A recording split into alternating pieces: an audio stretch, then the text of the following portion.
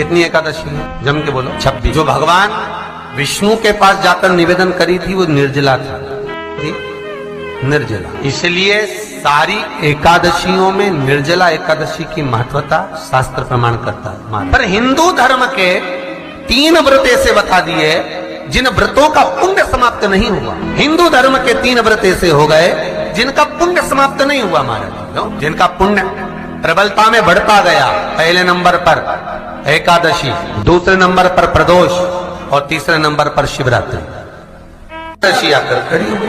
अब निर्जला के दिन शिव महापुराण की कथा कहती है, स्कंद पुराण कहती है कि आप वर्ष भर की एकादशी का क्रम भले ना करें, पर निर्जला एकादशी के दिन जो तुलसी हम ठाकुर जी को समर्पित करते हैं, वो तुलसी, ध्यान देना, वो तुलसी अगर मान लो आपके पास में रखिए, निर्जला एकादशी के दिन भगवान ठाकुर जी को, शालिग्राम जी को, लड्डू गोपाल जी को आपके घर में, आपके मंदिर में जो आपने भगवान को तुलसी समर्पित करी है, वो तुलसी मान लो तुम्हारे पास रखी है और कोई व्यक्ति को बहुत ज्यादा कष्ट है शरीर में, बहुत कष्ट है, थोड़ी सी वो तुलसी चढ़ी हुई ठाकुर के चरणारविंद की, आप उस जीव को दो तो सही, आधा घंटा इंतजार करो, स्वास्थ्य में अंतर आना प्रारंभ हो जाता है उस निर्जला का। क्योंकि निर्जला ऐसी एकादशी है जिसने जगत में जाकर देवताओं के पास जाकर निवेदन करा है जग कल्याण के। जितनी भी माताएं एकादशी का व्रत करती, बहुत ध्यान से सुनना आज की कथा, शायद जिंदगी में मिली ना मिली,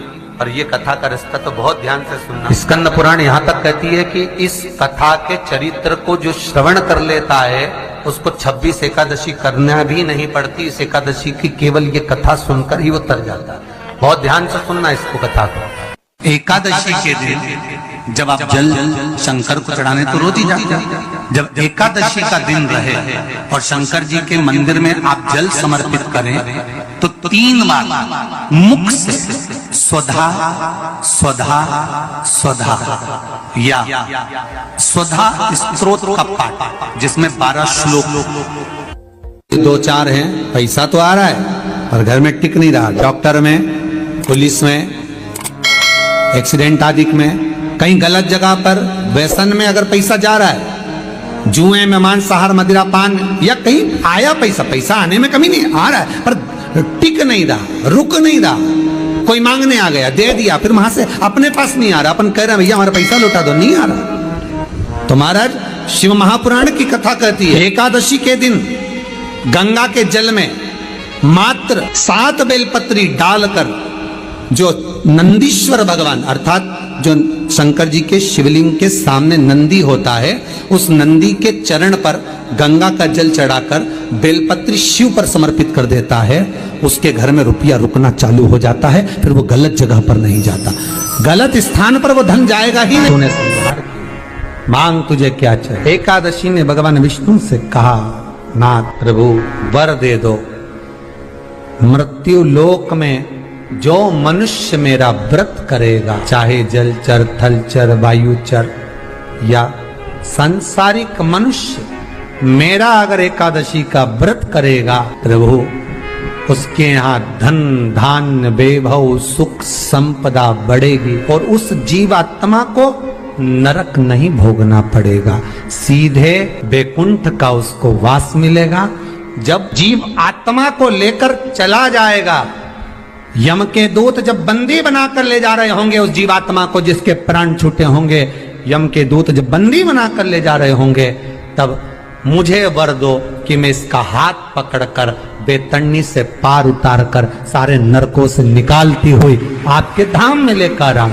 भगवान ने वर दे दिया, तथास्तु। हे एकादशी सुनो, मृत्यु लोक का मनुष्य अन्न का त्याग कर कर, क्योंकि अन्न में एकादशी के दिन पाप पुरुष रहता है, अन्न का त्याग कर कर एकादशी के दिन जो मनुष्य तुम्हारा व्रत धारण करेगा, उस व्रत को करेगा और उस व्रत को धारण करेगा, उसकी मनोकामना पूर्ण होकर वो मेरे ही धाम को जाएगा। ये तो हुआ एकादशी के जन्म की कथा। एकादशी के दिन गंगा के जल में मात्र 7 बेलपत्री डालकर जो जो नंदीश्वर भगवान अर्थात जो शंकर जी के शिवलिंग के सामने नंदी होता है, उस नंदी के चरण पर गंगा का जल चढ़ाकर बेलपत्र शिव पर समर्पित कर देता है, उसके घर में रुपया रुकना चालू हो जाता है। फिर वो गलत जगह पर नहीं जाता, गलत स्थान पर वो धन जाएगा ही नहीं। बेटा अगर व्यसन में पड़ा हुआ है, मदिरा पान में पड़ा हुआ है, मांसाहार में, जुए आदि में जा रहा है, तुम्हें लग रहा है कि मेरा बेटा गलत मार्ग पर जा रहा है, ये मित्र दोस्ती गलत हो रही है, वो सही जगह पर आ जाए। करना है एकादशी।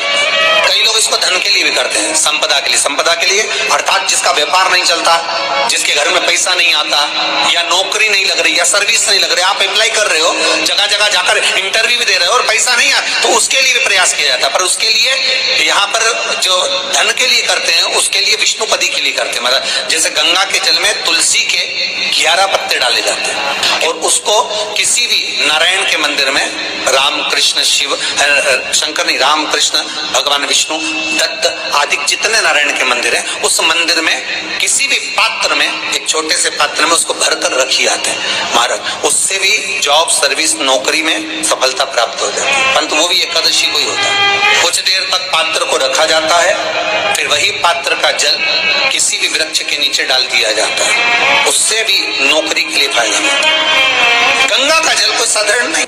दशमी, एकादशी और द्वादशी, इन 3 तिथियों पर एक रोटी में थोड़ा सा मीठा रखकर सोमक पितृ का नाम लेकर यदि गाय को खिला दिया जाता है, तो अगर कोई पूर्वज प्रेत योनि में भी पड़ा हुआ होता है, भटक रहा होता है, जिसको पिंड नहीं मिला, जो अचानक मर गया होता है, अधोगति में चले गया होता है, उस जीव की मुक्ति दशमी, एकादशी और द्वादशी, 3 दिन सोमक पितृ का नाम लेकर रोटी में, पूरी में मीठा रखकर अगर गाय को चाहिए 3 दिन तक, तो वो पितृ कभी भटकते नहीं है, उनको मुक्ति प्राप्त हो जाती है, मोक्ष में।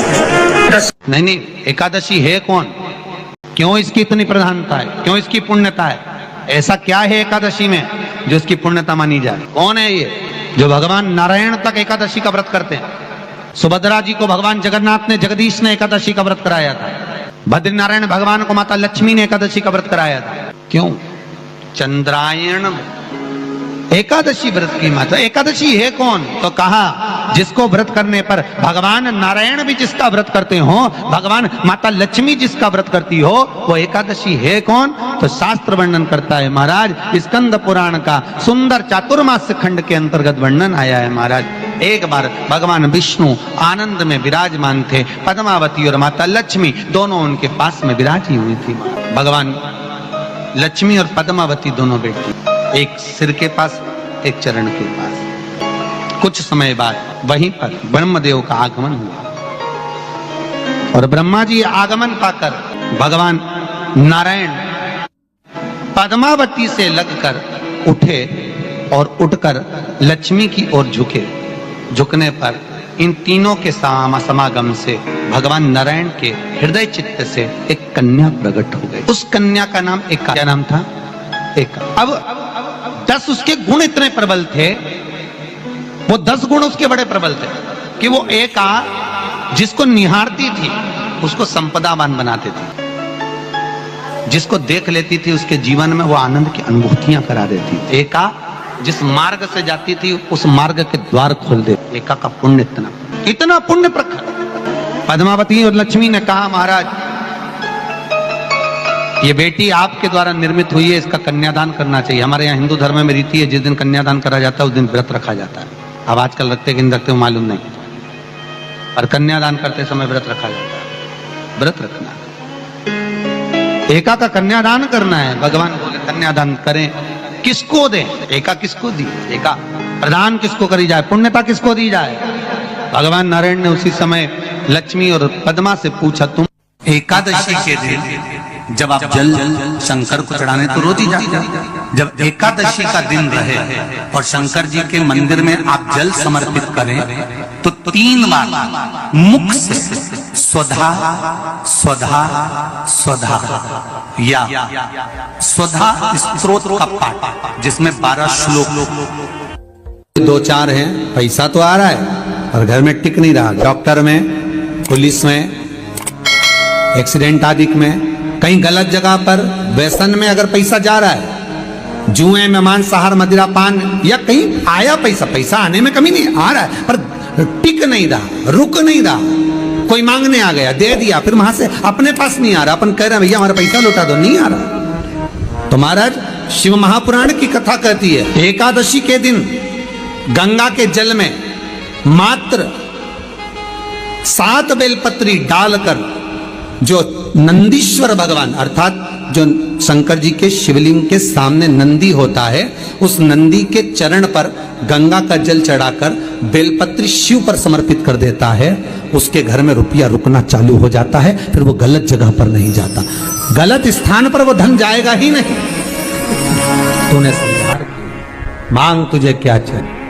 एकादशी में भगवान विष्णु से कहा, नाथ प्रभु वर दे दो, मृत्यु लोक में जो मनुष्य मेरा व्रत करेगा, चाहे जलचर, थलचर, वायुचर या सांसारिक मनुष्य मेरा अगर एकादशी का व्रत करेगा, प्रभु उसके यहाँ धन धान्य वैभव सुख संपदा बढ़ेगी और उस जीवात्मा को नरक नहीं भोगना पड़ेगा, सीधे वैकुंठ का उसको वास मिलेगा। जब जीव आत्मा को लेकर चला जाएगा, यम के दूत जब बंदी बनाकर ले जा रहे होंगे उस जीवात्मा को जिसके प्राण छूटे होंगे, यम के दूत जब बंदी बनाकर ले जा रहे होंगे, तब मुझे वर दो। ये वीडियो आप लोगों को कैसी लगी है हमें कमेंट करके ज़रूर बताएं।